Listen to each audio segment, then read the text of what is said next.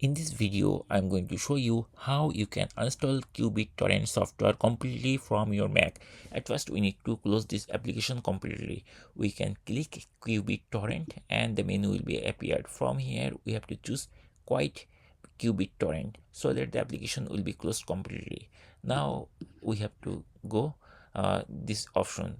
Just click go and it will bring this menu. From here, we have to go this applications option or menu. I'm going to click here so that applications window will be open. Now we have to find the Qubit torrent software. From here we can find manually one by one, or we can click the search box and then start typing QB. If you type start QB, you will see Qubit torrent software is there. Now we need to uninstall it. To uninstall it, we just need to right click on top of Qubit torrent and then we have to choose move to trash. Once we click here, it will be removed from our computer. Now we can close it and we can empty the trash. We can right click and empty the trash, and that's it. In this way we can easily remove Qubit torrent software from our Mac computer.